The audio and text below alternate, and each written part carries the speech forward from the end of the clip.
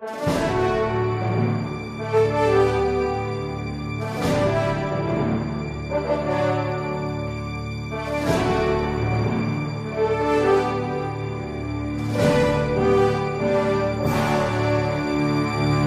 neoprotestantismo dentro da Igreja Católica. Esse é o tema do Parresia que eu gostaria de propor a vocês.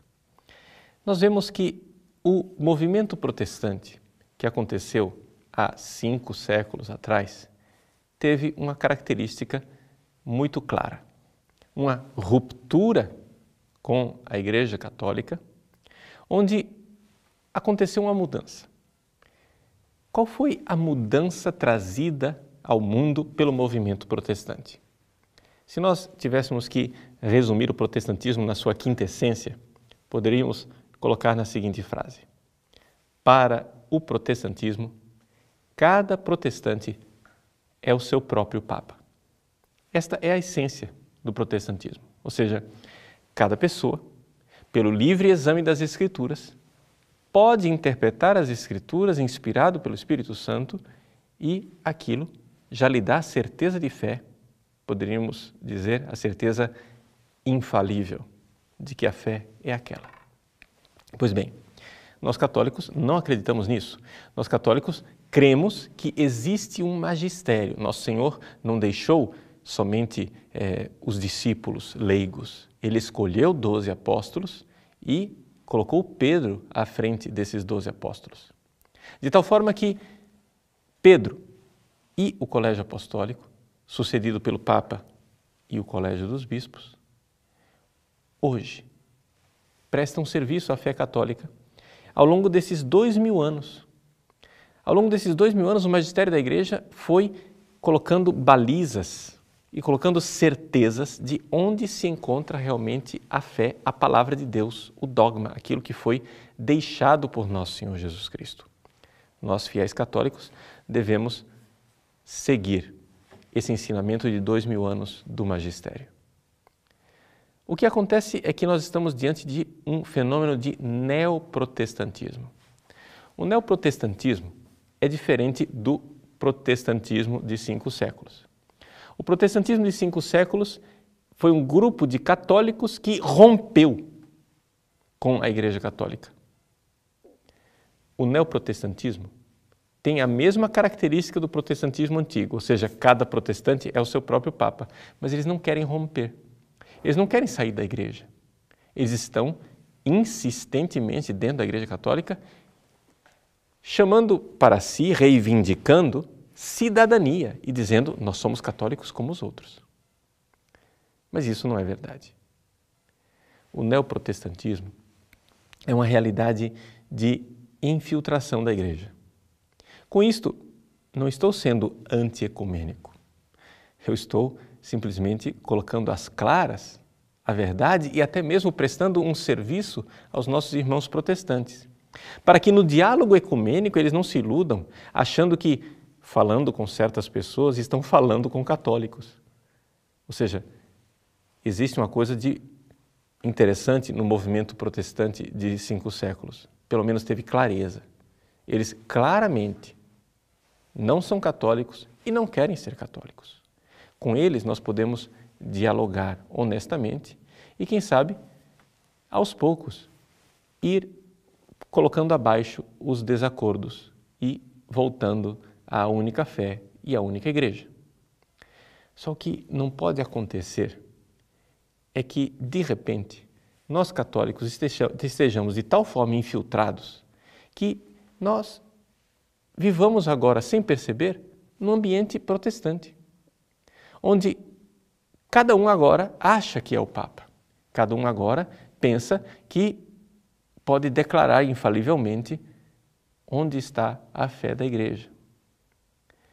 É essa atitude que nós vemos em alguns teólogos e algumas pessoas dentro da Igreja Católica. Quando nós vemos um teólogo como Hans Küng, que no seu livro Infalível, a respeito da infalibilidade do Papa, questiona claramente a infalibilidade do Papa e faz isso com uma certeza tal, onde você nota que ele mesmo se tornou infalível, você vê que aquele homem se tornou protestante. É um protestante que não quer aceitar a sua filiação na igreja protestante. É um protestante que insiste em permanecer numa filiação católica, mas ele já não tem mais fé católica. E isso, infelizmente, nós podemos encontrar em tantos e tantos teólogos na moda. Nós, católicos, precisamos renovar a nossa identidade. Precisamos nos dar conta qual é a essência da minha identidade católica diante do protestantismo. A minha identidade católica diante do protestantismo está marcada pela seguinte diferença. Eu creio que o Papa é um servo de Deus que recebeu uma assistência especial de Nosso Senhor para atestar, em comunhão com todos os seus predecessores de 2000 anos, onde está a palavra de Deus. Isso quer dizer o seguinte: um Papa não é um ditador. Ele não é um sujeito que pode, do dia para a noite, decretar algo que não está na palavra de Deus, nem na Escritura, nem na tradição. Ele não é um ditador que pode, do dia para a noite, contradizer diretamente e explicitamente aquilo que é o ensinamento infalível dos seus predecessores. Um Papa não é Deus. Ele não é o Criador do céu e da terra. Ele não é o fundador de uma nova igreja. Ele é simplesmente um servo que tem uma missão: guardar o depósito da fé ao longo dos séculos e atestar de forma infalível o lugar onde reside a verdadeira fé, o verdadeiro ensinamento da igreja, em sintonia com seus predecessores. Por isso, quando a mídia secular espera que o Papa Francisco, por causa de algumas de suas declarações simpáticas, dê sinais de que vai mudar o ensinamento dogmático da igreja, ela mostra que não entendeu nada de igreja católica. Ou seja, um Papa não muda o ensinamento da igreja, porque um Papa simplesmente não é Deus.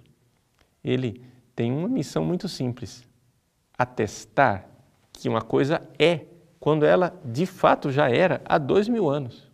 Ele não inventa nada, ele simplesmente declara o que já estava lá. Esta é a fé católica. Nós, católicos, cremos que isto não é dado a todos os fiéis. Isto é dado ao magistério infalível da igreja. Magistério este que está vinculado ao serviço de Deus, seja pelo fato de que ele só pode declarar o que está contido no depósito da fé, seja pelo fato de que ele não pode contradizer, sob pena de cair todo o edifício da Igreja Católica, aquilo que os seus predecessores declararam.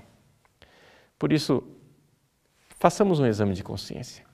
Será que, de alguma forma, eu, católico, não estou equivocado e estou resvalando, digamos assim, escorregando na direção de uma atitude protestante dentro da própria igreja?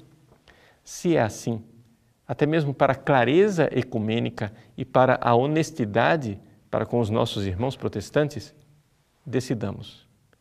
Ou você volta para a fé católica, ou então a porta de casa é uma serventia. Pode usá-la e assuma o seu protestantismo.